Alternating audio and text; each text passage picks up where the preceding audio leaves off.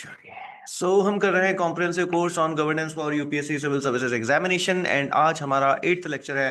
And eighth lecture होने का मतलब है कि हमने lecture number 1, lecture number 2, lecture number 3 करते करते टोटल 7 लेक्चर्स जो है वो कंप्लीट कर लिया है। एंड वी होप कि इन 7 लेक्चर के जो नोट्स हैं वो आपके वेल प्रिपेयर्ड होंगे और ये सारे के सारे लेक्चर्स आपके वेल रिवाइज भी होंगे। यस सर, हमको सब कुछ याद है, बहुत ही अच्छे से जो है वो याद है। ये क्या है सर? ये है हमारी क्लास के कुछ नियम प्लस कायदे प्लस कानून। क्या आपको जो प्रीवियस क्लासेस है उनको कम से कम 3 बार देखना है ताकि सब्जेक्ट का बेटर रिटेंशन हो सके। रेगुलरली आपको यहाँ पे न्यूज़पेपर पढ़ना है, आप चाहे तो द हिंदू या फिर इंडियन एक्सप्रेस न्यूज़पेपर जो है वो पढ़ सकते हो। Yes sir. सर मैं ना पूरा का पूरा न्यूज़पेपर पढ़ लूँ क्या? पूरा न्यूज़पेपर नहीं पढ़ना होता है। जो स्टैटिक पोर्शन आपका कंप्लीट हो गया है उसी से रिलेटेड न्यूज़ आपको देखनी होती है। एंड जैसे ही आपको कोई भी न्यू पॉइंट वगैरह मिलता है तो उसको ले जा करके अपने नोट्स के अंदर अपडेट कर लेना होता है। रेगुलरली आपके पास यहाँ पे डाउट सेशंस होंगे, मेंटेन करके रखना है decorum and discipline in the class. किसी भी तरह का कोई भी फाउल कमेंट आप करते हो तो उसको टॉलरेट बिल्कुल भी नहीं किया जाएगा एंड आपको स्ट्रेट अवे यहाँ से ब्लॉक कर दिया जाएगा। अगर आप क्लास में लेट आते हो तो इससे आपकी सब्जेक्ट की अंडरस्टैंडिंग बहुत ज्यादा इंपैक्ट होगी। इससे बचने के लिए क्या करना है सर? इससे बचने के लिए पंक्चुअलिटी को मेंटेन करके रखना है। The medium of the teaching is bilingual, every possible attempt will be made to explain a topic, so please don't insist on any particular language for teaching. Please keep your mic off and camera on while joining the lecture and जब कभी भी discussion के लिए बोला जाए तो आपको अपने माइक ऑन जरूर करना है। एंड जो बैकलॉग के सब्जेक्ट्स हैं उनको जल्दी से वेबसाइट के ऊपर जा करके मेंबरशिप लेकर के कंप्लीट कर लेना है। क्योंकि अगर आपने उनको कंप्लीट नहीं किया तो जिस रेस में आप दौड़ रहे हो उसमें बहुत ही पीछे जो है वो रह जाएंगे। ये आपकी प्रिपरेशन है, ये आपकी सीरियसनेस है कि आप इसके लेकर के कितने सीरियस हो। अगर आप एक सीरियस एस्पायरेंट होते हैं, अगर आपको मेंबरशिप चाहिए तो आपके पास 3 तरीके के ऑप्शन यहाँ पे होते हैं: मंथली, क्वार्टरली एंड ईयरली। सब बेस्ट प्लान कौन सा है? ईयरली प्लान बेस्ट होता है क्योंकि बहुत ज्यादा कॉस्ट इफेक्टिव होता है ये आपके पास। प्लस जब आप ये मेंबरशिप लेते हो तो हमने आज तक जितना भी पढ़ा, जीएस पेपर 1 से लेके 4 तक, एंड आज से 1 साल तक हम जितना भी पढ़ेंगे वो सब कुछ आपके पास एक्सेस जो है वो हो जाता है। सर ये लेने के बाद मैं बहुत बिजी हो जाऊंगा। यस, ये लेने के बाद आप बहुत ज्यादा बिजी हो जाओगे। आपको एक डिफाइंड डायरेक्शन मिल जाएगी अपने प्रिपरेशन के अंदर एंड फिर आपकी स्मूथ वे में प्रिपरेशन जो होनी जो स्टार्ट हो जाती है। With this let us start our next topic for today and that is non governmental organisations. Sir NGOs, yes NGO. Sir इसको भी यूपीएससी के पूछता है क्या? यूपीएससी इसको भर भर के पूछता है। यूपीएससी इसको भर भर के पूछता है। गवर्नेंस में आपके पास यहाँ पे क्वेश्चंस आते ही आते हैं, यहाँ से क्वेश्चंस आने की प्रोबेबिलिटी बहुत ही ज्यादा जो है आपके पास यहाँ पे जो है वो होती है। क्लियर? Yes sir. चलो सर, तो पढ़ेंगे सर, हम इसको बिल्कुल पढ़ेंगे। चलो रेडी सब लोग? Yes sir ready. चलो गुड वन। ये कौन है जो मेरी स्क्रीन के ऊपर लिख रहा है? चलिए सर रेडी। तो सर ना ब्लैंक स्क्रीन ले लो और ब्लैंक स्क्रीन लेकर के सबसे पहले मुझे ये पूरा का पूरा समझा दो कि सर ये सारी चीजें ना आपके पास यहाँ पे होती क्या है। तो तुमको पता है एनजीओ क्या होता है? सर क्या होता है एनजीओ बताओ। देखो एनजीओ आपके पास यहाँ पे नॉन गवर्नमेंटल ऑर्गेनाइजेशन को बोलते हैं। किसको बोलते हैं? Non governmental organization. Non governmental organization को जो हम लोग एनजीओ जो है वो बोलते हैं। अच्छा सर ठीक है। अब इसको लेकर के ना आपके पास कुछ एक चीजें होती है, जैसे जैसे सबसे पहले ये आपके पास होती है नॉन प्रॉफिट। क्या चीज होती है? Non profit. सर ये प्रॉफिट के लिए काम नहीं करते, इनको प्रॉफिट नहीं होता, ये नुकसान में काम करते हैं। बेटा नॉन प्रॉफिट का मतलब ये नहीं है कि ये लोग नुकसान में काम करते हैं, मगर मगर ये प्रॉफिट के लिए काम नहीं करता है, ये लाभ के लिए काम नहीं करता है, मॉनेटरी पर्पस के लिए आपके पास यहाँ पे काम नहीं करता है। ये नॉन प्रॉफिट ऑर्गेनाइजेशन होती है कि इनको प्रॉफिट से लेना देना नहीं है। ये सिर्फ अपने काम से, अपने लक्ष्य से, जिस टास्क के लिए ये बनी हुई है उसके ऊपर आपके पास यहाँ पे ध्यान देती हैं। तो ये कैसी होती है? ये हमेशा नॉन प्रॉफिट आपके पास यहाँ पे होती है। अच्छा सर ठीक है। सर मेरे को ना एनजीओ ज्वाइन करना है। सर बताओ सर इसका कौन सा एग्जाम होता है? बेटा इसका कोई एग्जाम एग्जाम नहीं होता है। सर एग्जाम नहीं होता? नहीं सर। इंटरव्यू देना पड़ेगा? नहीं इंटरव्यू भी नहीं है। तो फिर सर मैं इसे कैसे ज्वाइन कर सकता हूँ? पैसे देके ज्वाइन कर सकता हूँ क्या? नहीं, पैसे देकर के भी आप इसे ज्वाइन नहीं कर सकते। तो कैसे ज्वाइन कर सकते हैं? इसको ज्वाइन कर सकते हो आप वॉलेंटरी। तो यहाँ पे वॉलेंटरी सिटीजन क्या होती है? पार्टिसिपेशन होता है। वॉलेंटियर सिटीजन्स पार्टिसिपेशन जो है आपको यहाँ पे देखने को मिलता है।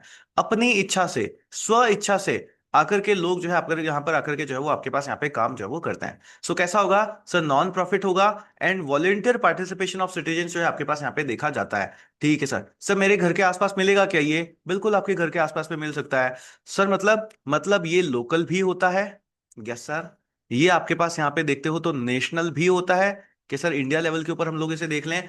और अगर आप इसको देख लो तो ये इंटरनेशनल भी होता है। यस। ये लोकल भी होता है, ये नेशनल भी होता है और ये आपके पास यहाँ पे इंटरनेशनल भी जो है आपके पास यहाँ पे होता है। क्लियर सभी को यहाँ तक? जैसा अगर आपसे कोई भी बोले कि एनजीओ क्या होता है तो क्या बोलेंगे? Sir NGO non governmental organization होती है जो कि नॉन प्रॉफिट के ऊपर काम करती है। वॉलेंटियर सिटीजन्स जो है इसके अंदर वॉलेंटियरली पार्टिसिपेट करते हैं। ये आपके पास लोकल भी हो सकती है, ये आपके पास नेशनल भी हो सकती है, और ये आपके पास यहाँ पे इंटरनेशनल भी जो है वो आपके पास हो सकती है। This is called NGO. Clear, सबको समझ आया? डेफिनेशन समझ में आई सर? हम एनजीओ किसको बोलेंगे सर? जो नॉन प्रॉफिट के लिए काम करेगा, वॉलेंटियर सिटीजन पार्टिसिपेशन होता है, लोकल भी हो सकती है, नेशनल भी हो सकती है, इंटरनेशनल भी जो है वो आपके पास हो सकती है। सर ये डेफिनेशन किसने बताई? ये तो बेटा वो डेफिनेशन है जो कि हमको याद करनी है, जिससे कि हमको समझना है। यस सर, जो कि आपको लिखनी है अपनी भाषा में। सर अपनी भाषा में, यस, अपनी तरफ से, आपकी तरफ से जो है इसको लिखना है। बाकी जब कभी भी आपके पास एक प्रोफेशनल आपके पास आएगी कि ये एनजीओ क्या होता है, इसके लिए डिफाइन करो, तो हमको हमेशा बड़ी बड़ी ऑर्गेनाइजेशन से पूछना है। सर बड़ी बड़ी ऑर्गेनाइजेशन से, यस। तो जैसे हमने वर्ल्ड बैंक से पूछ लिया कि वर्ल्ड बैंक बताओ ये एनजीओ क्या होता है, तो वर्ल्ड बैंक ने बताया कि एनजीओ क्या होता है? It is a private organization that pursue activities to relieve suffering, promote the interests of the poor, protect the environment and provide basic social services और undertake community development। इसको बोलते हैं एनजीओ। यस, इसको बोलते हैं हम लोग एनजीओ। क्लियर? Yes sir. तो वर्ल्ड बैंक के अकॉर्डिंगली ये डेफिनेशन है। अदरवाइज क्या होता है? It's a non governmental organization, is a non profit volunteer citizens group which is organized on local, national and international level. Yes sir. Sir मुझे ना आप वाली डेफिनेशन ज्यादा अच्छे से याद हो रही है, बहुत आसान है, कोई बात नहीं बेटा, इसको याद कर लो। बट मेंस में अगर पूछे तो इसको भी कोट अगर कर सको तो बहुत ही अच्छा होगा। आपके आंसर में मार्क्स, आपके आंसर में मार्क्स जो है वो ज्यादा आएंगे। चलो सर ठीक है सर, हम इसको याद कर लेंगे। गुड वन, गुड वन, इसको जो है आपको यहाँ पे याद कर लेना है। गुड, चलो सर ठीक है। सो सर हमको ना सबसे पहले तो अभी तक ये पॉइंट समझ में आ गया, सबसे पहले तो सर हमको अभी तक ये पॉइंट समझ में आ गया कि ये जो एनजीओज आपके पास यहाँ पे होते हैं, ये ना गवर्नमेंट का पार्ट, ये गवर्नमेंट का पार्ट नहीं होते हैं। They are not part of the government. ठीक है, ये आपके पास गवर्नमेंट का पार्ट जो है वो आपके पास यहाँ पे नहीं होते। चलो सर ठीक है। तो सर ना मेरे को एक बात बताओ, जब मैंने गवर्नमेंटल ऑर्गेनाइजेशंस पढ़ी थी ना इंडियन पॉलिटी के अंदर, हाँ, तो सर मैंने देखा था कि ये ना आपके पास स्टैट्यूटरी होती है या फिर कॉन्स्टिट्यूशनल होती है, ये इस तरीके की बॉडीज आपके पास यहाँ पे होती है। तो सर ये इन सबकी आपके पास यहाँ पे ना लीगल स्टेटस इनको मिल रखा होता है। तो क्या ऐसा लीगल स्टेटस एनजीओ को भी मिला हुआ है? यस, ऐसा लीगल स्टेटस आपके पास एनजीओ को भी मिला हुआ होता है। तो एनजीओ के पास में भी आपके पास क्या होता है सर? इनके पास भी लीगल स्टेटस जो होता है। सो ये गवर्नमेंट का पार्ट होती है? नहीं sir, but they have legal status. इनके पास लीगल स्टेटस जो है आपके पास यहाँ पे जो है वो होता है। सर लीगल स्टेटस कैसे मिलेगा? ये लीगल स्टेटस आपको मिलता है बाय रजिस्ट्रेशन के। अगर तुम कोई भी एनजीओ वगैरह खोलना चाहते हो तो तुमको इसको रजिस्टर कराना पड़ता है, इसका रजिस्ट्रेशन आपको यहाँ पे कराना पड़ता है। वहीं से फिर आपको इसका लीगल स्टेटस जो है वो मिलता है। अच्छा सर, सर कौन से कानून के तहत मेरे को इसको रजिस्टर कराना पड़ेगा? तो इसके लिए आपके पास आता है societies regulation act of 1860। Societies regulation act of 1860। ठीक है, act 1860। Yes sir, A of मत लिख देना, कॉमा कर देना। सोसाइटीज रेगुलेशन एक्ट 1860, इसके तहत जो है आपके पास यहाँ पे क्या चीज होती है? इसको रजिस्टर जो है आपके पास यहाँ पे कराना पड़ता है। सब कुछ इसके अंडर जो है आपके पास यहाँ पे इसमें चलता है। क्लियर यहाँ तक सभी को? सब मतलब ये गवर्नमेंट का पार्ट नहीं है, पहला याद रखना है। And it has legal status, इसका लीगल स्टेटस होता है। एंड लीगल स्टेटस किसके अंदर मिलेगा आपको sir? Societies regulation act of 1860, 1860 के सोसाइटीज रेगुलेशन एक्ट के अंदर जो है आपको इसका लीगल स्टेटस जो है वो मिल जाता है। Clear sir? चलो सर। सर मतलब मेरे को एक बात बता दो, एनजीओ क्या है? एनजीओ एक नॉन गवर्नमेंटल बॉडी है, प्लीज ध्यान रखना। नॉन गवर्नमेंटल ही है, गवर्नमेंट का पार्ट आपके पास यहाँ पे नहीं होती है। Yes sir. तो गवर्नमेंट का पार्ट तो आपके पास यहाँ पे नहीं होगे। ऐसा भी हो सकता है कि आपके पास यहाँ पे क्वासाई या फिर सेमी गवर्नमेंट भी हो सकती है ये। ठीक है, क्वासाई भी हो सकती है या फिर सेमी गवर्नमेंट भी आपके पास हो सकती है। और अगर गवर्नमेंट का बिल्कुल भी इन्वॉल्वमेंट नहीं है तो फिर ये आपके पास यहाँ पे वॉलंटरी भी हो सकती है और नॉन वॉलंटरी भी हो सकती है। करेक्ट? नॉन गवर्नमेंट होगी, या तो नॉन गवर्नमेंट हो गई, या फिर क्वासाई और सेमी गवर्नमेंट हो सकती है, या फिर वॉलंटरी एंड नॉन वॉलंटरी आपके पास यहाँ पे हो सकती है। क्लियर यहाँ तक सभी को? क्लियर यहाँ तक सभी को? Yes sir. चलो सर, सर मेरा ना एक डाउट है। क्या डाउट है सर? ये सब काम कैसे करते हैं? काम कैसे करते हैं ये सारे एनजीओ वाले? तो देखो, एनजीओ को काम करने का आपके पास एक तरीका है। कैसे? ये लोग ना आपके पास यहाँ पे टारगेट बेस्ड काम करते हैं। कैसे काम करते हैं? टारगेट बेस्ड काम। हर एनजीओ ना हर कुछ नहीं करता। हर एनजीओ हर कुछ नहीं करता।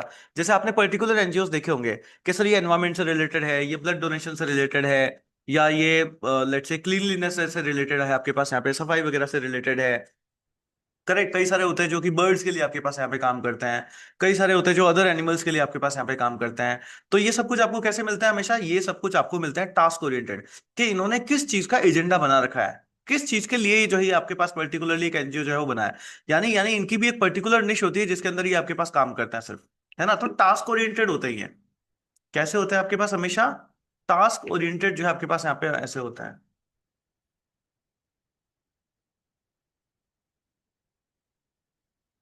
यस, ये आपके पास होता है टास्क ओरिएंटेड। सो सबसे पहली चीज हमको ध्यान रखना है हाउ इट वर्क्स में, कि सर ये हमेशा होते हैं टास्क ओरिएंटेड। कैसे होता है task oriented? Just give me a second guys, just give me a second, there is something important.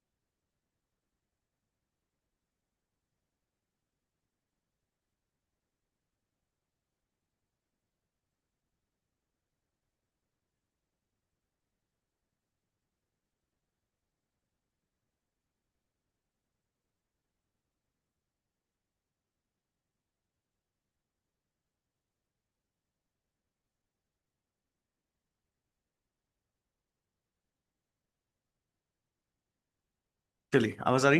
बराबर। सो ये काम कैसे करते हैं तो हमको हमेशा याद रखना है सर, ये होता है हमेशा टास्क ओरिएंटेड। कैसे मिलता है? ये आपको हमेशा टास्क ओरिएंटेड जो है वो आपको मिलता है। तो इसके अंदर उस टास्क से रिलेटेड बहुत सारे लोग जो है इसके अंदर आपके पास यहाँ पे जुड़ जाएंगे, और ये सारे के सारे लोग उस एक पर्टिकुलर टास्क के लिए काम करते हैं। मतलब ये सारे के सारे आपके पास एक कॉमन इंटरेस्ट के लोग होते हैं। कैसे होते हैं? कॉमन इंटरेस्ट के लोग आपके पास होते हैं। इन सबका इंटरेस्ट जो होता है आपके पास कैसा होता है? बिल्कुल सेम आपके पास यहाँ पे जो होता है। और क्या इंटरेस्ट होता है? कि हमको करना है सर्व। क्या करना है? सर्व करना है हमको, सेवा करनी है हमको यहाँ पे, सर्व करना है। ये सर्व ये एनिमल की भी कर सकते हैं, ये सर्व ये एनवायरमेंट को भी कर सकते हैं, ये सर्व ये आपके पास यहाँ पे ह्यूमैनिटी को भी कर सकता है। यस, ये सर्व एनिमल्स को भी किया जा सकता है, बर्ड को भी किया जा सकता है, आपके पास एनवायरमेंट की सर्विंग भी करी जा सकती है आपके पास, या फिर ह्यूमैनिटी के लिए भी जो है आपके पास यहाँ पे करी जा सकती है। करेक्ट। इसके साथ साथ आप यहाँ पे देखते हो ना, तो कई सारे ऐसे भी होते हैं कि सर इतना ये ह्यूमैनिटी में भी कई सारे एनजीओ तो हमने देखे हैं सर, केस वेस भी लड़ते हैं। हाँ, केस वेस भी लड़ते हैं। जैसे अगर मान लो कोई आपके पास यहाँ पे ह्यूमन राइट्स को लेकर के आपके पास यहाँ पे बने हुए हैं। यस, ह्यूमन राइट्स को लेकर के आपके पास अगर कोई एनजीओ जो बना हुआ है, या एनिमल राइट्स को लेकर के अगर कोई एनजीओ बना हुआ है, तो अगर कहीं पे भी डिग्रेडेशन या कहीं पे भी इस चीज का आपको देखिएगा ना कि सर कुछ गलत आपके पास यहाँ पे हो रहा है, तो ये लोग उसको केस भी करते हैं, और ये यहाँ पे उसकी एडवोकेसी भी आपके पास यहाँ पे करते हैं, उसको एडवोकेट भी आपके पास यहाँ पे करते हैं। इसमें पॉलिटिकल पार्टिसिपेशन भी आपके पास यहाँ पे जो वो मिल जाता है। अगर किसी चीज को लेकर के अवेयरनेस आपके पास यहाँ पे फैलानी है, तो वो अवेयरनेस भी इसके पास यहाँ पे जो है वो फैलाने का काम आपके पास यहाँ पे जो है वो करते हैं। तो इस तरीके से अगर आपके पास कोई भी आपका एक एजेंडा है, तो उस एजेंडा से आपको पर्टिकुलर एनजीओ जो वो दिख जाएंगे। जैसे वुमेन ओरिएंटेड आपने देखा होगा कि कभी भी लाइफ में ये होती है ना कि शादीशुदा के लाइफ में ये ज्यादा होता है कि जब लड़की की शादी हो जाती है उसके बाद जैसे ही उसको केस करना होता है कि मेरे साथ तो जो है वो गड़बड़ हुआ है, और मैं तो जो है वो अपने ससुराल वालों के ऊपर केस वेस जो है वो करूंगी, तो आप देखोगे कि केस के बाद में पुलिस तो आती आती है ना? ये वुमेन्स जो होता है ना, ये एनजीओ वगैरह, वो भी आपके पास, ये नारी दल वगैरह, ये भी बहुत सारे आ जाता है कि अरे अरे गलत हुआ है, हम जो है वो साथ देंगे, ये देंगे, हम तुम्हारे साथ है, महिला सशक्तिकरण एंड ऑल। ठीक है, वो वाले भी आपके पास यहाँ पे बहुत सारे जो है वो आ जाते हैं। करेक्ट।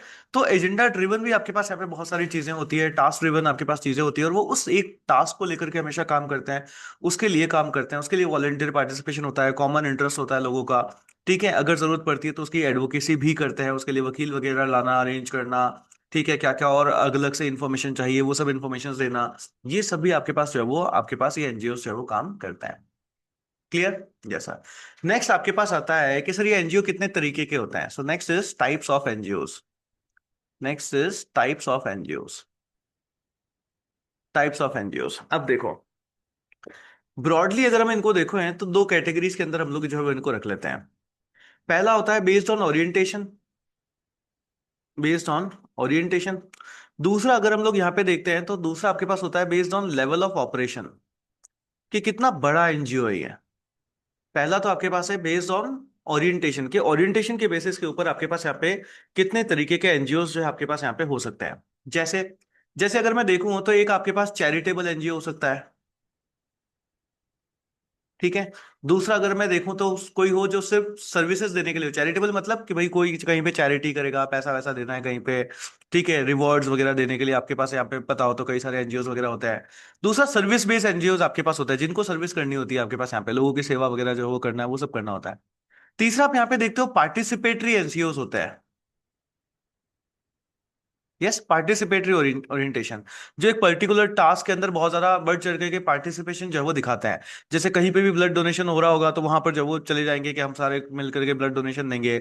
आपने देखा होगा कि कई बार जैसे मकर संक्रांति वगैरह होती है तो उस टाइम में बढ़ चढ़ के लोग आपके पास आकर के पार्टिसिपेट करते हैं। सर पतंग उड़ाने में, पतंग उड़ाने में नहीं, अगर वहां पे किसी बर्ड को अगर किसी तरह की कोई भी इंजरी हो जाती है तो उसके लिए आपके पास यहाँ पे एनजीओ वगैरह आ जाते हैं, तो बढ़ चढ़ के लोग पार्टिसिपेशन करते हैं। अभी सर्दी आने वाली है तो आप देखोगे लोग कंबले लेकर के खूब निकलेंगे। सर सोने के लिए? अरे सोने के लिए नहीं, गरीबों में बांटने वगैरह के लिए, तो कंबल्स वगैरह लेकर के खूब सारे लोग निकलते हैं। तो इस तरीके का पार्टिसिपेटरी एनजीओ भी आपको यहाँ पे देखने को मिलता है। और फिर आपके देखते हो तो एम्पावरिंग एनजीओ भी आपको देखने को मिलता है। सर एम्पावरिंग मतलब जैसे महिला सशक्तिकरण के, एक नारी जो है वो खुद को अबला ना समझे, है ना, ये एम्पावरिंग वाले आएंगे और बोलेंगे हम तुमको जो है वो ऐसे ही सबला बनाएंगे, ऐसे ही सबला बनाएंगे कि तुम देखते रहो। Yes sir. करेक्ट। तो एम्पावरिंग एनजीओ भी आपके पास यहाँ पे देखने को मिलते हैं। ये एम्पावरिंग एनजीओ ऐसे नहीं है जिसके भाई नारी वाले आपको देखने को मिले, वो तो एक जस्ट मजाक की बात थी। बाकी आप देखते हो जैसे एजुकेशन सेक्टर के अंदर आपके पास यहाँ पे बहुत सारे देखने को मिलते हैं, ठीक है। मान लो SC ST है, कहीं पे माइनॉरिटीज है, उनके लिए भी एम्पावरिंग आपको बहुत सारे एनजीओ जो है वो देखने को मिल जाएंगे। तो चैरिटी को बेसिस के ऊपर भी होता है, सर्विस के बेसिस के ऊपर भी होता है, पार्टिसिपेटरी बेसिस भी होता है, एम्पावरिंग बेसिस भी होते हैं।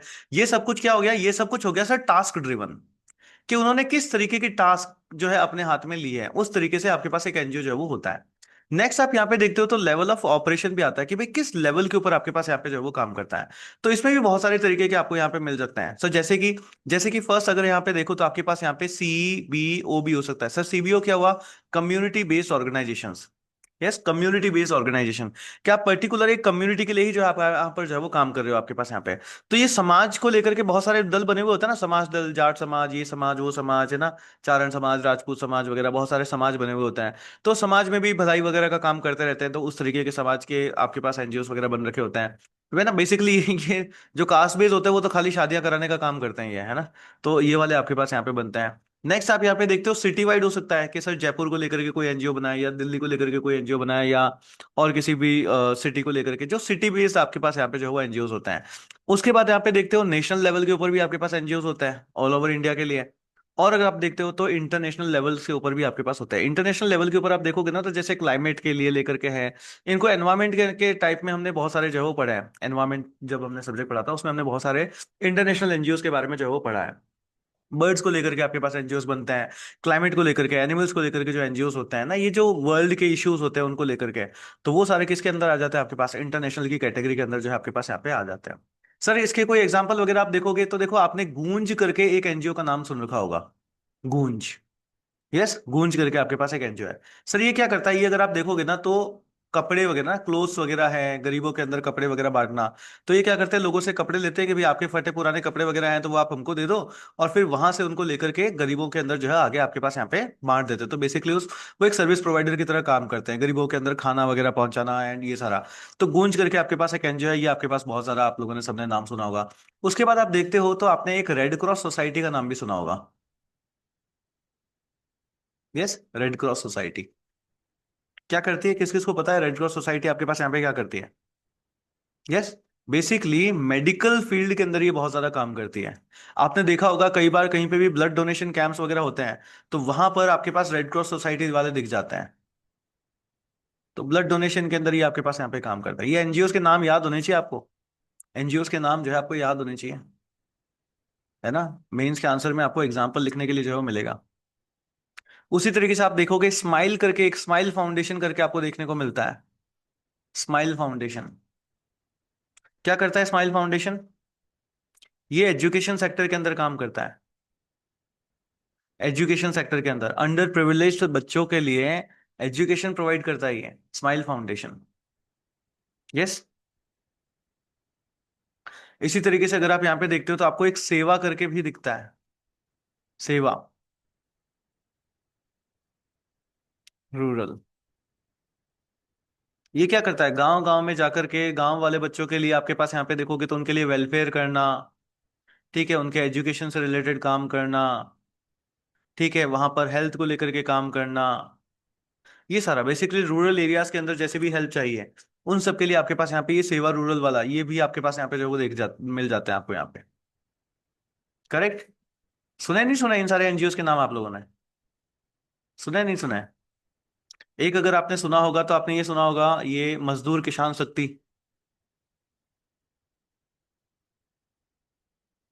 सुना होगा ना? मजदूर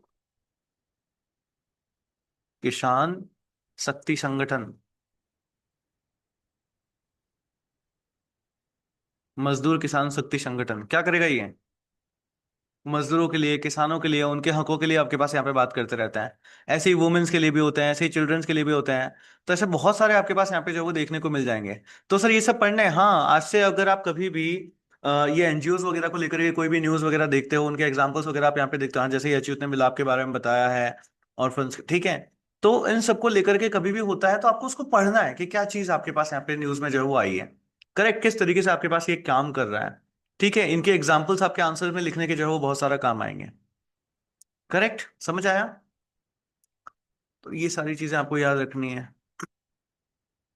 चलिए सर, गुड वन। सर ना एक बात बताओ, क्या चीज है? सर ये ना इंडिया है, इंडिया। चलो सर यहाँ पे मत बनाओ। सर ये ना इंडिया है, इंडिया, हाँ सर। सर यहाँ पे गोलू लोग हैं, यहाँ पर भी भोलू लोग हैं, यहाँ पर भी भोलू लोग हैं, यहाँ पर भी हैं, यहाँ पर भी हैं, यहाँ पर भी हैं, यहाँ पर भी है, सब जगह सर लोग ही लोग हैं। बिल्कुल लोग ही लोग हैं। इन सब लोगों ने अपने भले के लिए चुन करके सरकार बनाई। क्या बनाई? सरकार बनाई, हाँ सर।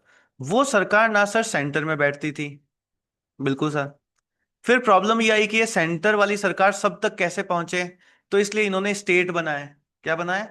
इसलिए इन्होंने स्टेट बना दिए। ये स्टेट हो गया, ये लेट्स से एक स्टेट हो गया, ये स्टेट हो गया, ये स्टेट हो गया, ऐसे करके बहुत सारा स्टेट हो गया। और वहां पे स्टेट के अंदर गवर्नमेंट करने के लिए उन्होंने स्टेट लेवल के ऊपर स्टेट गवर्नमेंट भी आपके पास यहाँ पे जो है वो बना दी। बिल्कुल ठीक है। तो सर इतना कितना भला करना है, इतना कितना वेलफेयर करना है कि ये लोग कर ही नहीं पा रहे क्या? क्या ये सेंटर, क्या ये स्टेट, ये सब भला कर ही नहीं पा रहे क्या? एनजीओ बनाने की नीड क्या है? क्यों बनाने हैं इतने सारे एनजीओस? क्या सरकार मिल करके, स्टेट गवर्नमेंट मिल करके, डिस्ट्रिक्ट लेवल के ऊपर हमारे जैसे कलेक्टर्स को बिठा करके क्या इतना वेलफेयर नहीं हो पा रहा क्या? यस, क्या इतना ये सब कुछ काम नहीं हो पा रहा क्या? जो हमको एनजीओस बनाने की जरूरत पड़ रही, वो भी एक एनजीओ नहीं, दो एनजीओ नहीं, इतने सारे, हर जगह आप कहीं पे भी चले जाओ, ऐसी कोई सिटी आपके पास यहाँ पे देखने को नहीं मिलेगी जहां पर कोई ना कोई एनजीओ जो है आपके पास यहाँ पे काम ना कर रहा हो। तो सर एनजीओ बनाने की जरूरत क्या पड़ गई? एनजीओ बनाने की नीड क्या है? क्यों बनाना है आपको ये एनजीओ? जरूरत क्या है आपकी? क्या ये लोग नहीं कर पा रहे इसका मतलब ये लोग फेल हो रहे हैं? नहीं, ऐसा नहीं है, समझना प्लीज। एनजीओ बनाने की नीड ये नहीं है कि सरकार जो है वो आपके पास यहाँ पे फेल जो है वो हो रही है। बट ना आप एक सिंपल सी बात समझो, मैं आपको चाहे कितना भी अच्छा पढ़ा दूं, है ना, एक टीचर अपने स्टूडेंट्स को चाहे कितना ही अच्छा जो है वो आपके पास यहाँ पे पढ़ा दे, बट अगर वो स्टूडेंट्स उसमें इंटरेस्ट ही नहीं ले रहे हैं, अगर वो स्टूडेंट इनकी बात समझ ही नहीं रहे हैं, अगर वो स्टूडेंट खुद से पढ़ाई कर ही नहीं रहे हैं, तो क्या इस पढ़ाई का कोई मतलब है? नहीं सर, इसका मतलब तो नहीं है। सर इसको थोड़ा और अच्छे से समझाओ। मान लो जैसे टीचर ने आपको बहुत अच्छे से पढ़ाया क्लास में 2 घंटे, है ना, 2 घंटे मैंने आपको बहुत अच्छे से पढ़ाया। उसके बाद मैं आपको देता हूँ होमवर्क। सर आप ये होमवर्क क्यों देते हो? सर बहुत बेकार लगता है सर, घर पे जाके पढ़ाई करनी पड़ती है। अरे सुनो तो सर, ये सर, ये होमवर्क अब जब तुम जाकर के करोगे तभी तो तुमको और ज्यादा पढ़ाई में समझ में आएगी चीजें, है ना, ये एप्लीकेशन बेस्ड वाला नॉलेज होता है। तो जब आप इसको पढ़ते हो, लेक्चर आपने अटेंड किया, उसके बाद उस क्वेश्चन को आप करते हो, तो पता चलता है कि भाई जो आपने लर्न किया आप उसको अप्लाई भी कर पा रहे हो कि नहीं कर पा रहे हो। यस, अप्लाइड नॉलेज को टैग करते हैं, एक टास्क होता है जिससे कि आप और ज्यादा पढ़ाई जो है वो करते हो। करेक्ट। अब मान लो आप ये होमवर्क करो ही नहीं, तो क्या हमारा जो ये टीचिंग लर्निंग प्रोसेस हुआ, है ना, कौन सा प्रोसेस? टीचिंग लर्निंग प्रोसेस हुआ, उस प्रोसेस में टीचिंग तो हो ही रही है, बट लर्निंग हो रही है कि नहीं हो रही है? सर लर्निंग क्यों नहीं हो रही? लर्निंग इसलिए नहीं हो रही क्योंकि स्टूडेंट की तरफ से खुद का पार्टिसिपेशन, स्टूडेंट की तरफ से खुद का पार्टिसिपेशन क्या है, नहीं हो रहा है। क्या नहीं हो रहा सर? स्टूडेंट की तरफ से खुद का पार्टिसिपेशन आपके पास यहाँ पे जो है वो नहीं हो रहा है। स्टूडेंट पार्टिसिपेशन आपको यहाँ पे देखने को ही नहीं मिल रहा है। तो फिर क्या टीचिंग लर्निंग इफेक्टिव होगी? नहीं सर, अगर स्टूडेंट का लर्निंग के अंदर पार्टिसिपेशन नहीं है तो टीचिंग लर्निंग बिल्कुल भी इफेक्टिव नहीं हो सकती है। इन द सेम मैनर, जो सरकार, गवर्नमेंट जो गवर्नेंस आपके पास यहाँ पे करना चाह रही है, वो गवर्नेंस कैसे होगा अगर यहां पर आपको सिटीजन पार्टिसिपेशन उसके अंदर ना मिले? क्या ना मिले सर? सिटीजन पार्टिसिपेशन आपके पास यहाँ पे जो है वो ना मिले। तो वो सिटीजन पार्टिसिपेशन को बढ़ाने के लिए आपके पास यहाँ पे सबसे पहले बताना है कि सर हमको एनजीओ की जरूरत है। सबसे पहला आंसर क्या होगा हमेशा आपका? कि सर सिटीजन पार्टनरशिप पार्टिसिपेशन बढ़ाने के लिए हमको यहाँ पर एनजीओ की बहुत ही ज्यादा जरूरत जो है आपके पास यहाँ पे होती है। समझ में आया सभी को? What is the need of NGO? क्यों चाहिए एनजीओ? यस, सिटीजन पार्टिसिपेशन बढ़ाने के लिए। क्या बढ़ाने के लिए? सिटीजन पार्टिसिपेशन बढ़ाने के लिए। लिखिए सारी जल्दी से। नोट्स में लिख रहे हो क्या सारी? साथ के साथ है ना, नहीं बनाने होते हैं। नहीं बनाने होते हैं, लाइव क्लास के नोट्स नहीं बनाने होते हैं। इसको वापस देखो, उसके बाद बनाने होते हैं। लाइव क्लास में हमेशा ध्यान से सुनना होता है। जो भी लिखना होता है वो हमेशा यहाँ पे चैट बॉक्स में लिखना होता है। अदरवाइज आपकी लर्निंग, वो जो मैं कहता हूँ ना 10x स्मार्ट प्रिपरेशन, वो 10x स्मार्ट प्रिपरेशन नहीं रहेगी। ये ध्यान रखना है ना। टाइप ए बन रहे हो आप, टाइप बी नहीं बन रहे हो। ये ध्यान रखना है ना। जोरों शोरों से चिल्लाए तो थे सारे, सर टाइप बी बनना है। बट टाइप बी बन नहीं रहे हो आप, टाइप ए ही रह रहे हो आप, अगर इस तरीके से पढ़ रहे हो तो। यस, क्या करना है? Increase citizen participation. Good one Prachi. Chat box में लिखो जो भी लिखना है। यहाँ पे एक बार यहाँ पे पढ़ लोगे, सुबह ही वापस इस लेक्चर को देखोगे, अब उसके नोट्स बनाओगे, सोचो याद हो गया अपने आप ही बिना किसी मेहनत के। वरना लेक्चर देखोगे, नोट्स बनाओगे, छोड़ दोगे। ना तो इसको याद करने के ऊपर ध्यान दिया, बस लिखने के ऊपर ध्यान रह गया। अभी नोट्स में था, अब आपकी कॉपी में आ गया। फिर बनाने में मेहनत भी हो गई, याद भी नहीं हुआ। फिर बाद में जब मैं नोट्स दूंगा आपको पीडीएफ वाले, फिर लगेगा कि अरे सर इसमें तो इतना सब कुछ लिखा हुआ है, हमारा तो इतना सारा टाइम वेस्ट हो गया, अभी तो इतना सब कुछ और भी लिखना है, अब कैसे लिखे हैं? गए, खुद ही अपने पैर पे कुल्हाड़ी मार रहे हो, अपना टाइम खराब कर रहे हो। यहाँ पे बस याद करने की कोशिश करो, लर्न करने की कोशिश करो, उस चीज को जो भी पढ़ाया जा रहा है उसको ग्रास्प करने की कोशिश करो। करेक्ट। जितना लिखना है चैट बॉक्स के अंदर लिखो। सो क्यों बनाना है एनजीओ? लिखो जल्दी से। पहले सबसे पहला रीजन क्या है? सबसे पहला रीजन इंक्रीज सिटीजन पार्टिसिपेशन। कि सर सिटीजन पार्टिसिपेशन आपको यहाँ पे क्या करना है? बढ़ाना है। यस, सिटीजन पार्टिसिपेशन आपको यहाँ पे क्या करना है? बढ़ाना है। जब सिटीजन पार्टिसिपेशन बढ़ता है ना, तो उस टाइम पता है क्या होता है? सर उस टाइम दोनों तरफों से बातें होती है। यस, आपको सरकार और लोगों के बीच में टू वे कम्युनिकेशन देखने को मिलता है। टू वे कम्युनिकेशन देखने को मिलता है। सरकार और लोगों के बीच में आपको टू वे कम्युनिकेशन जो है आपको यहाँ पे देखने को जो है वो मिलता है। इन एनजीओ के थ्रू ही हम लोग क्या करते हैं, हम लोग जो गरीब लोग हैं आपके पास यहाँ पे, उनका रिप्रेजेंटेशन आपको यहाँ पे देखने को मिल जाता है। Representation of poor. Yes, representation of poors जो है आपको यहाँ पे देखने को जो है मिल जाती है। 30 चीजें हम यहाँ पे देखते हैं कि सर सोसाइटी को डिलीवरी अगर आपको और ज्यादा बढ़ाना है, सोसाइटी के लिए डिलीवरी, है ना, सेवाओं की डिलीवरी अगर आपको बहुत ज्यादा बढ़ानी है, तो फिर हमारे पास क्या चाहिए? हमारे पास जो है वो एनजीओ चाहिए। एंड सबसे फोर्थ पॉइंट, जो कि सबसे बड़ा पॉइंट है, कि sir during the crisis, during the crisis, sir spelling गलत हो गई। हाँ, during the crisis, crisis management में एनजीओस बहुत बढ़ चढ़ करके आपके पास यहाँ पे काम आते हैं। इस टाइम में ये सब कुछ बहुत ही ज्यादा आपके पास यहाँ पे काम आता है। सो इन सब की वजह से क्या चाहिए? इन सब की वजह से क्या है? इन सब की वजह से आपको जस्टिफाई करना है कि yes we need NGOs. NGOs क्या है? चाहिए, होने चाहिए आपके पास एनजीओस। करेक्ट। एनजीओस आपके पास यहाँ पे होने चाहिए। एनजीओस आपके पास यहाँ पे होने चाहिए। चलो सर, गुड वन। तो सर एनजीओ हम बना देंगे। अब ये एनजीओ करेगा क्या क्या आपके पास यहाँ पे? क्या क्या काम है जो कि आपके पास यहाँ पे एनजीओ जो है आपके पास यहाँ पे करते हैं? तो देखो, मान लो सरकार की कोई भी स्कीम वगैरह आपके पास यहाँ पे आती है, उन स्कीम को लेकर के आपके पास जो जो सुविधाएं आपको मिलनी चाहिए, उन सबको लेकर के अवेयरनेस फैलाने का आपके पास यहाँ पे जो है वो काम करते हैं। इन केस अगर जरूरत पड़ी, आपको कोई स्कीम है जो कि समझ में ही नहीं आ रही, तो इन एनजीओ के पास जाकर के आप पूछ सकते हो कि सर हमको समझाओ। तो ये लोग आपको उस स्कीम का, उस सुविधा का एक डिटेल्ड एनालिसिस भी जो है आपके पास यहाँ पे प्रोवाइड करने में हेल्प जो है आपके पास यहाँ पे करते हैं। उसके बाद आप देखते हो कि मान लो जैसे आपके पास कोई मुसीबत आ गई, और आप गरीब हो, आपके पास पैसे नहीं है, ठीक है, आपको केस लड़ना है वगैरह, इस तरीके से आपको समझ नहीं आ रहा कि आपके पक्ष के अंदर कौन कौन सी बातें हो सकती हैं, तो उस चीज को लेकर के एडवोकेसी में भी आपकी क्या करते हैं, मदद जो है आपके पास यहाँ पे करते हैं, जस्टिस मिलने में आपको, उसके लिए भी क्या करते हैं, आपको मदद जो है वो करते हैं। इनकेस अगर पैसा वगैरह की जरूरत पड़ी है तो ब्रोकरेज के अंदर भी आपके पास यहाँ पे काम करते हैं। कई सारे एनजीओज आप यहाँ पे देखते हो कि सर कॉन्फ्लिक्ट अगर कहीं पे आ जाता है तो कॉन्फ्लिक्ट रेजोल्यूशन के अंदर भी आपके पास यहाँ पे काम करते हैं। सर जैसे कि कॉन्फ्लिक्ट रेजोल्यूशन में कैसे काम करेगा, आपने देखा होगा कई सारे जब कभी भी हस्बैंड वाइफ में कोई लड़ाई वगैरह होती है तो कई बार ना समाज बैठ करके, परिवार की लड़ाइयों का ना समाज ही बैठ करके सॉल्व कर देता है आपके पास यहाँ पे, कि भाई क्या इश्यू रहा है और इसका क्या सॉल्यूशन जो है आपके पास यहाँ पे होना चाहिए। तो इस तरीके से ये जो समाज होता है वो उस टाइम में किस तरीके से काम करता है, एक एनजीओ की तरह आपके पास यहाँ पे काम करने लग जाता है, कॉन्फ्लिक्ट रेजोल्यूशन के लिए आपके पास काम जो है वो करता है। प्लस एनजीओज में क्या होता है, लोग जुड़ते जाते हैं, लोग जुड़ते जाते हैं, जो कि एक कॉमन कॉज के लिए आपके पास जो है वो काम करते हैं। तो इससे क्या होती है, इससे सर हमको कैपेसिटी बिल्डिंग में भी हेल्प मिलती है। किस में हेल्प मिलती है, कैपेसिटी बिल्डिंग के अंदर भी आपको यहाँ पर जो है वो हेल्प मिलती है, कैपेसिटी बिल्डिंग में अभी आपके पास यहाँ पे मिलती है। अब देखो सरकार आपके लिए बहुत कुछ करना चाहती है, बट सरकार हर घर तक कैसे पहुंचे, तो जो आपके पास नजदीक में रह रहा है ना, पीयर एक से दूसरे तक पहुंचे, दूसरे से तीसरे तक पहुंचे, तीसरे से चौथे तक पहुंचे, ये पीयर रीचिंग वाली हेल्प मिलती है ना आपको यहाँ से, वो भी आपको एनजीओ से मिलती है। मतलब जो सर्विसेज की डिलीवरी है, ये सर्विसेज की जो डिलीवरी है वो इन एनजीओज की हेल्प से फास्ट हो चुकी है, वो इन एनजीओज की वजह से अकाउंटेबल हो चुकी है, वो इन एनजीओज की वजह से रीचेबल भी हो चुकी है, कि सरकार जहां चाहे वहां तक क्या है, पहुंच भी जो है आपके पास यहाँ पे सकती है। और इसी वजह से ये आपके पास बहुत ज्यादा एफिशिएंट भी हो चुकी है, सर्विस डिलीवरी आपके पास बहुत ज्यादा एफिशिएंट भी हो सकी है। यस सर, कई सारे एनजीओज आप यहाँ पे देखोगे ना, तो जस्ट सरकार क्या पॉलिसी लेकर के आई है, वो किस तरीके से इम्पैक्टफुल है भी कि नहीं है, वो सही से काम कर भी रही है या नहीं रही है, यस उसके लिए अगर आप देखोगे तो मॉनिटरिंग का काम भी करते हैं। किसका काम, मॉनिटरिंग का काम भी करते हैं, उसके एनालिसिस का काम भी आपके पास यहाँ पे जो है एनजीओ आपके पास यहाँ पे करके देते हैं।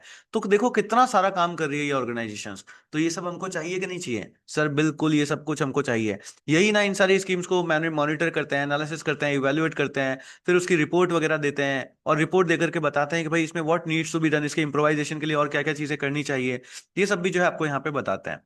करेक्ट, तो इस तरीके से क्या करते हैं, इस तरीके से ये सब एनजीओ आपके पास गवर्नमेंट के साथ मिल करके देश के लिए काम करते हैं।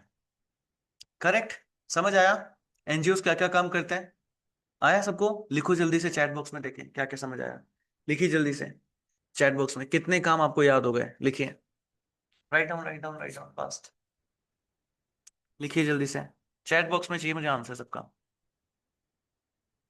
चैट बॉक्स में लिखो जल्दी से, कितने पॉइंट्स याद हो गए, कितने पॉइंट्स याद हुए, why do we need NGOs, what, how NGOs work, क्या क्या चीजें हैं जो कि एनजीओस करती हैं, क्या क्या एक्टिविटीज होती हैं आपके एनजीओस में, लिखिए लिखिए लिखिए जल्दी से।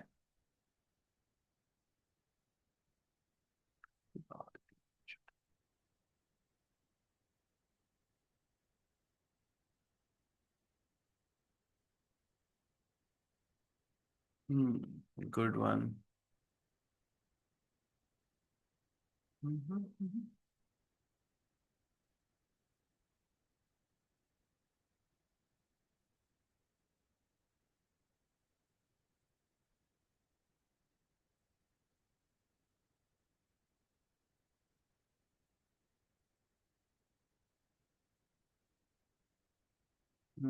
Good one good one good one, yes सी,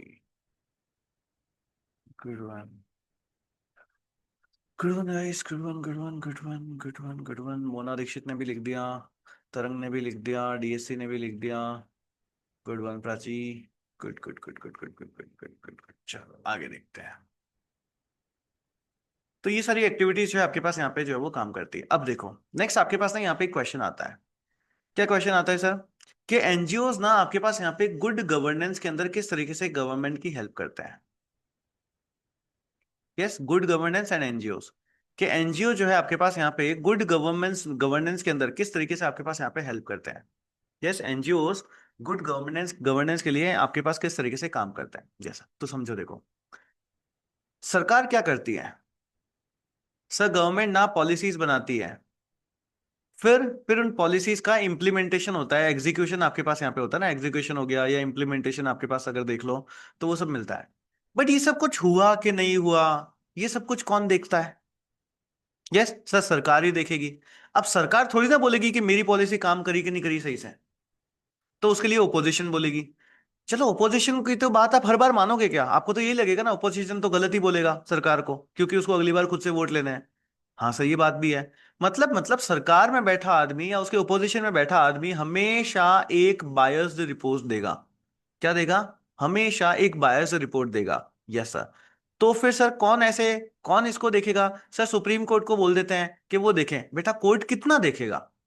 कोर्ट के पास खुद के केसेस ही जो है सारे पूरे करने के लिए जो है आपके पास यहाँ पे टाइम नहीं मिल पा रहा। तो ये एक अलग अलग से एक और ये बड़ा काम कैसे जो है वो लेंगे? Yes sir. सो मतलब इन सारे कामों को करने के लिए एनजीओ जरूरी है कि नहीं है? अगर एनजीओ ये सारे काम यहाँ पे कर ले तो गुड गवर्नेंस में हेल्प मिलेगी कि नहीं मिलेगी? सर बिल्कुल मिलेगी। सर मतलब एनजीओ अगर आप देखते हो तो ये सब कुछ एक्चुअली करता है। और ये सब कुछ करके एनजीओ आपके पास एक वॉच डॉग की तरह काम करता है। किसकी तरह काम करता है? सर ये आपके पास एक वॉच डॉग की तरह काम करता है कि गवर्नमेंट ने जो पॉलिसी बनाई है वो सही से आपके पास यहाँ पे लगी है कि नहीं लगी है। कहीं कोई ह्यूमन राइट्स का कहीं कोई ह्यूमन राइट्स का वायलेशन तो आपके पास यहाँ पे नहीं हो रहा है, या कहीं कोई एनिमल राइट्स का वायलेशन तो आपके पास यहाँ पे नहीं हो रहा है। तो ये सब कुछ देखता है, बैठ करके ये खुद देखता है। एंड अगर ऐसा कुछ भी हो रहा है तो कहीं से भी उठा करके ऐसा कुछ भी होता है तो सुमोटो के ऊपर खुद उठ करके उसके लिए केस रजिस्टर करना, उसके लिए जो भी सेवाएं चाहिए वो सब कुछ आपके पास यहाँ पे करता है। तो गुड गवर्नेंस में आपके पास एनजीओ क्या करता है सर? एक वॉच डॉग की तरह आपके पास यहाँ पे काम करता है। क्या करता है? ये एक वॉच डॉग की तरह आपके पास यहाँ पे काम करता है। तो इससे हमको गुड गवर्नेंस में हेल्प मिलेगी कि नहीं मिलेगी? सर बिल्कुल हेल्प मिलेगी। दूसरी चीज आप यहाँ पे देखते हो तो लोग ना इंफॉर्मेशन को छुपा के खुद के पास रख लेते हैं सर। जैसे कि वही, तुमको पता है कि देखो लखाव सर बहुत अच्छा पढ़ा रहे हैं, रात को 10 बजे फ्री में पढ़ा रहे हैं। ये सर तुम सबको बता रहे हो क्या? नहीं सर, हम तो नहीं बता रहे। हम तो इस बात को खुद तक ही छुपा के रख ले रहे हैं कि हमको आप मिल गए, किसी और को आप ना मिलो। यस सर, सब लोग जाए 1.5 1.5 2 2 लाख रुपए जो वो इन्वेस्ट करें, वहां पे पढ़े, और फिर उनको लगे ओ माय गॉड हमारे पैसे वेस्ट हो गए। यस सर, हम तो ये चाहते हैं, आप तो बताते ही नहीं हो। Yes sir. तो ये इंफॉर्मेशन को सब तक फैलाने में कौन काम कर सकता है? ओहो सर, कोई ना कोई एनजीओ जरूर मदद कर सकता है। Yes sir. तो एनजीओ आपके पास इस तरीके से इंफॉर्मेशन को ब्रॉडकास्टिंग में, उसको अवेयरनेस फैलाने में भी आपके पास यहाँ पे काम करते हैं। तो जब ये सारा काम करते हैं तो गुड गवर्नेंस में काम करेंगे कि नहीं मरेंगे? गुड गवर्नेंस में इससे हेल्प मिलेगी कि नहीं मिलेगी? बिल्कुल सर। ये सब करके वो गुड गवर्नेंस के अंदर पार्टिसिपेट जो है आपके पास यहाँ पे कर रहे हैं। एनजीओ अगर आप देखते हो बहुत सारी तरीके की सर्विसेज प्रोवाइड करते हैं। Yes sir. तो जब वो सर्विस प्रोवाइडर की तरह काम करते हैं तब अगेन गुड गवर्नेंस में हेल्प करते हैं कि नहीं करते हैं? सर बिल्कुल वो गुड गवर्नेंस के अंदर हेल्प करते हैं। Yes sir. अब मान लो कहीं पर ना आपको बहुत मैसिव अवेयरनेस आपके पास यहाँ पे जो है वो चलानी है। इन एनजीओज के अंदर ना पीपल पार्टिसिपेशन बहुत ज्यादा होता है। क्या होता है सर? सर पीपल पार्टिसिपेशन आपके पास यहाँ पे बहुत ज्यादा आपके पास यहाँ पे होता है। जब पीपल पार्टिसिपेशन बहुत ज्यादा होता है और वो लोग किसी मुद्दे को लेकर के बात करते हैं, तब आपके पास यहाँ पे ओपिनियन बिल्डअप होता है। क्या होता है सर? ओपिनियन बिल्डिंग आपके पास यहाँ पे होती है। जब ओपिनियन बिल्डिंग होगी, पीपल पार्टिसिपेशन होगा, एंड लोग कहेंगे कि भाई ये वाली सरकार सही से नहीं चल रही है, ये वाली पॉलिसी ऐसे नहीं आ पा रही, ये वाली पॉलिसी इस तरीके से आनी चाहिए, तो गुड गवर्नेंस में हेल्प होगी कि नहीं होगी? सर बिल्कुल गुड गवर्नेंस में आपके पास यहाँ पे हेल्प होगी ऐसे भी। तो समझ में आ रहा हो ना आप कि सर एनजीओ एक वॉचडॉग की तरह काम करता है, इंफॉर्मेशन को फैलाने में, अवेयरनेस फैलाने में काम करता है, सर्विस प्रोवाइडर की तरह काम करता है, पीपल पार्टिसिपेशन बढ़ता है, ओपिनियन बिल्डअप होती है। तो इन सबसे गुड गवर्नेंस के अंदर एनजीओ हेल्प कर रहा है कि नहीं कर रहा? सर बिल्कुल आपके पास यहाँ पे एनजीओ जो है वो हेल्प कर रहा है। सो जब कभी भी आपसे पूछा जाए कि how NGOs are helping in maintaining good governance, तो आपको ये सारे पॉइंट्स उसके अंदर जो है वो लिख देना है। करेक्ट? याद हो गए सारे के सारे? लिखिए जल्दी से चैट बॉक्स में कौन कौन से पॉइंट्स डिस्कस किए हमने। लिखो जल्दी से, लिखना। देखिए कौन कौन से पॉइंट्स याद डिस्कस किए हमने।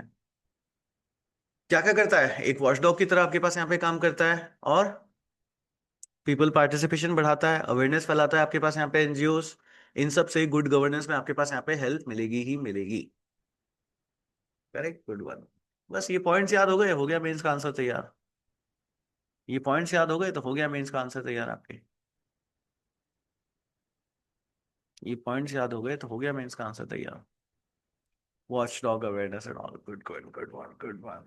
ये तो बस पॉइंट से तो याद करना है। करेक्ट।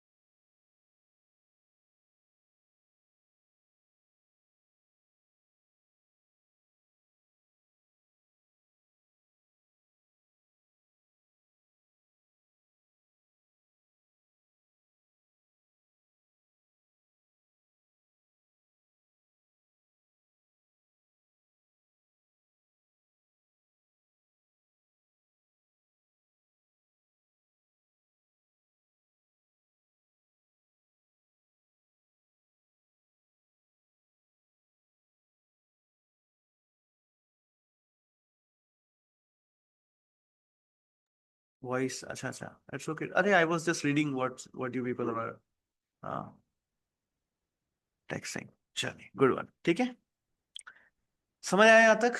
चलो सर ना, मैं ना आपको एनजीओ का एक बहुत बढ़िया यूज बताऊं क्या? बताओ देखें। सर अपन ना मिल करके एक एनजीओ खोलते हैं। Yes sir. Sir service based NGO खोलेंगे हम, लोगों की खूब सारी मदद करेंगे, ठीक है। सर आपको पता है, लोगों की मदद ऐसे ही नहीं होती है। लोगों की मदद करने के लिए बहुत सारा पैसा चाहिए। क्या चाहिए?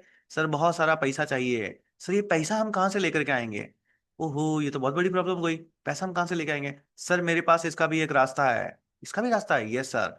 सर हम ना लोगों को बोलेंगे कि देखो हमको इन लोगों की मदद करनी है ना। हम लोगों को बोलेंगे, किस लोगों को बोलेंगे? सर हम ना येलो लोगों को बोलेंगे। इनको हम बोलेंगे कि देखो हमको इन गरीबों की जो है वो मदद करनी है। तुमको कुछ करना है? Yes sir. तुम दो, हमको पैसा दो, in the name of donation. हम उस पैसे से सर्विस करेंगे इनकी। यस, हम इस पैसे से इनकी जो है वो सर्विस करेंगे। तो सर हमारे पास बहुत सारा पैसा आ जाएगा। हमारे पास इस तरीके से तो बहुत सारा पैसा आ जाएगा, और फिर हम इनकी मदद करेंगे। थोड़ा बहुत पैसा सर अपन भी रख लेंगे। Yes sir. यस सर, हम बहुत सारा पैसा जो है अपन भी रख लेंगे। वेरी गुड बेटा। इसका मतलब ये करके तुम मुझे करप्शन करने के लिए कह रहे हो? ओहो सर, आप समझ गए। यस, करप्शन कहते हैं इसको बेटा। ये सब नहीं करना होता है। अच्छा सर, ठीक है। चलो सर, करप्शन नहीं करेंगे सर। एक और रास्ता बताता हूँ मैं आपको। क्या? सर आपको पता है, बहुत सारे लोग होते हैं ना, हाँ सर, वो फालतू टैक्स वैक्स में पैसा बचाना चाहते हैं। तो वो कहते हैं कि एक काम करते हैं, सोशल सर्विस करते हैं, एनजीओ करते हैं, फिर वहां से पैसा जो है वो वापस उठा लेते हैं, है ना। अपना दो नंबरी पैसा, अपना ब्लैक मनी वाइट करने के लिए भी आपके पास यहाँ पे जो है वो पैसा देते हैं। सर हम उस पैसे को तो यूज कर सकते हैं ना सर? बेटा नहीं करना है। क्यों? क्योंकि ऐसे ब्लैक मनी को वाइट करने को ही मनी लॉन्ड्रिंग कहते हैं। जो एनजीओ के थ्रू आपके पास ये ब्लैक मनी को वाइट किया जाता है, उसी को मनी लॉन्ड्रिंग भी कहते हैं। ये सब नहीं करना है सर, ये सब नहीं करना है। हाँ, ये सब नहीं करना है, सजा हो जाएगी आपको। सर सजा हो जाएगी? यस, ये सब कुछ करोगे तो सजा हो जाएगी आपको। सर सजा के लिए कौन बोला कि अगर एनजीओ अगर इस तरीके का काम करेगा तो उसको सजा हो जाएगी? ये सब कौन बोला? ये सब कुछ आपके पास यहाँ पे बोलता है FCRA एक्ट। कौन बोलता है?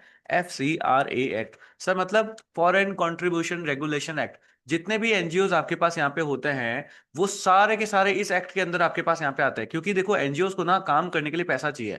वो पैसा कहाँ से आता है सर? वो पैसा आता है डोनेशन के नाम के ऊपर।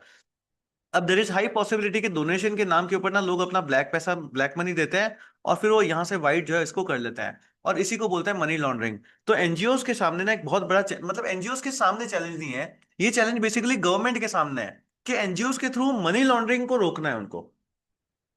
तो इसके लिए आपके पास क्या है? इसके लिए आपके पास होता है FCRA act.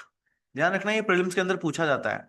FCRA act, foreign contribution regulation act, foreign contribution regulation act. तो 2010 के अंदर आपके पास ये फॉरेन कंट्रीब्यूशन रेगुलेशन एक्ट आया था, जिसके तहत अगर आप ऐसा कुछ भी करते हो तो ये दंडनीय अपराध भी हो सकता है, और आपको जेल वेल भी जो है वो जाना सकता है। करेक्ट। ये चीज है आपके पास यहाँ पे। तो FCRA एक्ट के अंदर जो है आपके पास यहाँ पे जो है वो आता है। ठीक है सर, ये कब बनाया गया? ये बनाया गया था सर आपके पास 2010 के अंदर, और ये आपके पास आता है MHA के अंदर। सर ये MHA क्या होता है? Ministry of home affairs. Ministry of home affairs, FCRA act जो है वो मिनिस्ट्री ऑफ होम अफेयर्स के अंदर आपके पास यहाँ पे आता है। ये प्रीलिम्स में पूछा जाता है, प्लीज ध्यान रखना। फिर 2020 के अंदर आपके पास इसको अमेंड किया गया। 2020 के अंदर जब इसको अमेंड किया, तो इसमें क्या हुआ? देखो एक एक चीज है, एनजीओ कहता है कि भाई मेरे पास पैसा आया, in the name of donation हमारे पास पैसा आया। अब इस डोनेशन के पूरे पैसे को अगर मैं जनता की सर्विस के अंदर यहाँ पे लगा दूं, तो मैं काम कैसे करूंगा? How will I work?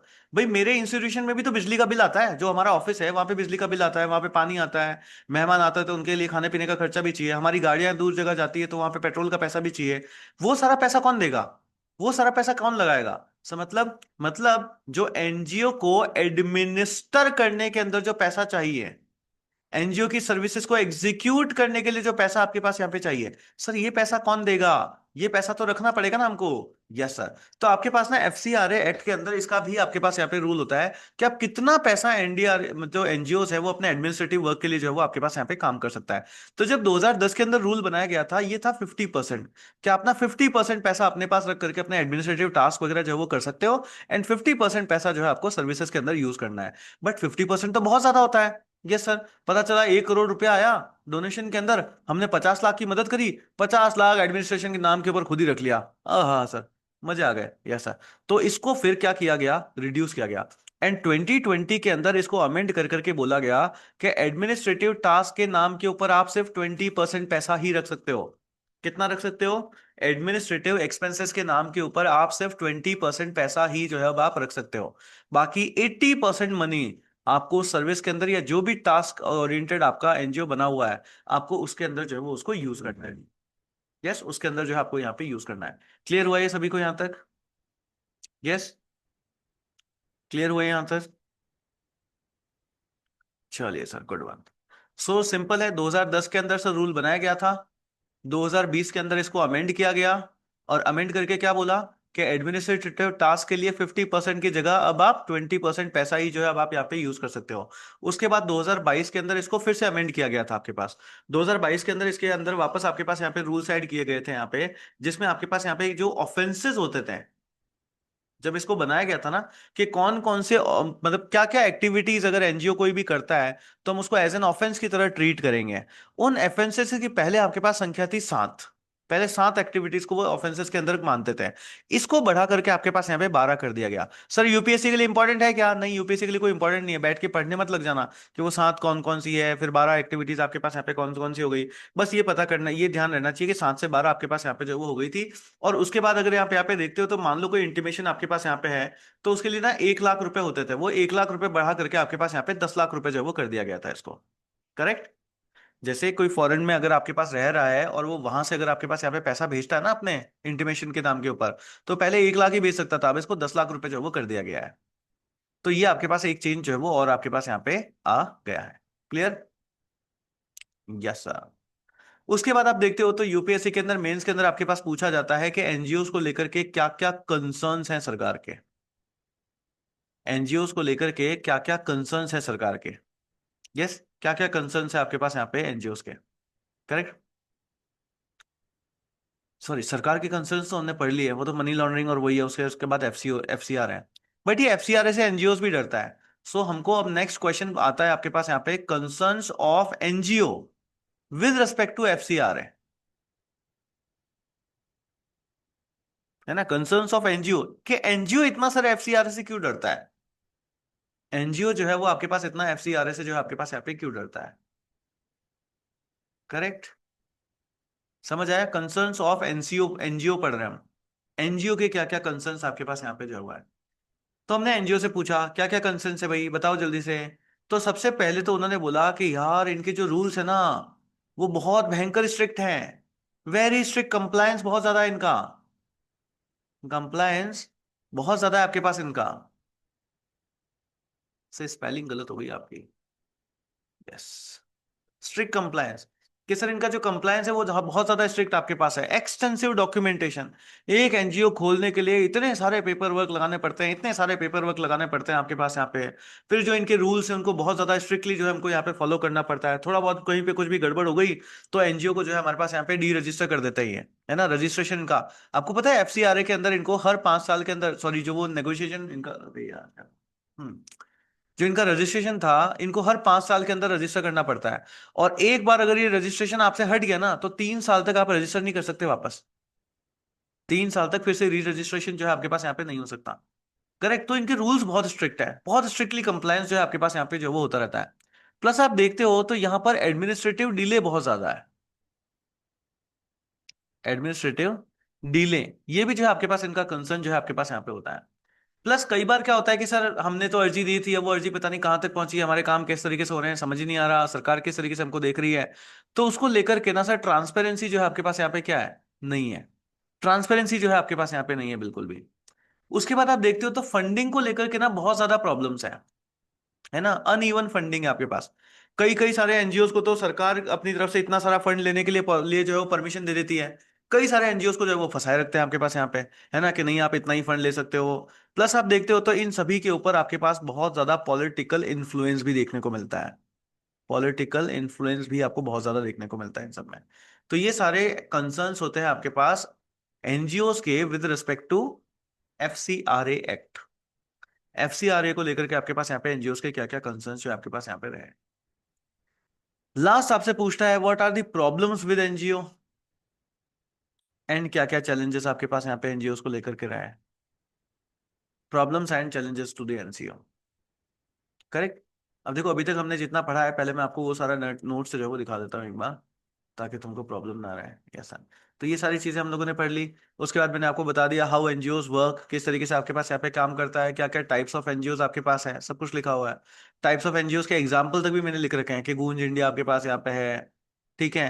Indian red cross society आपके पास यहाँ पे, जो भी चीजें मैंने आपको बोला है वो सारे बेसिकली इस लेक्चर के जितने भी कीवर्ड्स हैं वो सारे मैं आपको यहाँ पे याद करा चुका हूँ। नीड ऑफ एनजीओज क्या क्या है, एक्टिविटीज अंडरटेकन क्या क्या है, कंट्रीब्यूट क्या क्या करता है, how an NGO contributes in good governance आपके पास यहाँ पे ये भी हम लिख चुके हैं। लेजिस्लेटिव रूल्स क्या क्या है, कंसर्न्स क्या है of NGOs with regard to FCRA, and last आपके पास problems and challenges of the NGRA of NGOs.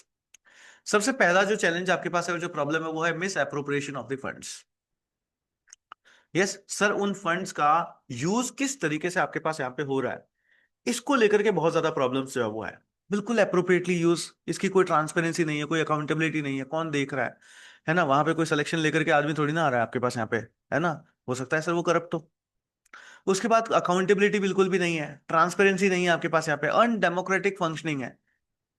Yes, वो लोग थोड़ी ना ध्यान रखते हैं कि सर हमको जो है वो बिल्कुल रिसोर्सेज का किस तरीके से ध्यान रखना है। अनडेमोक्रेटिक है आपके पास यहाँ पे। मनी लॉन्ड्रिंग की बहुत बड़ी प्रॉब्लम है, ट्रांसपेरेंसी बिल्कुल भी नहीं है, ट्रस्ट एंड कोऑर्डिनेशन, इनको लेकर के भी बहुत सारे इश्यूज जो है आपके पास यहाँ पे आते ही रहते हैं। तो ये सारे प्रॉब्लम्स और इन चैलेंजेस के अंदर आपको यहाँ पे लिख देने हैं। सर यहाँ से क्वेश्चनिंग आती है, यस, अगर आप यहाँ पे देखते हो तो बहुत बार यूपीएससी ने जो है आपके पास यहाँ से क्वेश्चन जो है वो पूछा है। 2013 में क्वेश्चन पूछा था, 2014 में है, 15 में है, 17 में है, 19 में है। जब भी देखते हो तो जीएस पेपर 2 के अंदर आपको यहाँ पे इसके क्वेश्चन जो है वो देखने को मिलते ही है।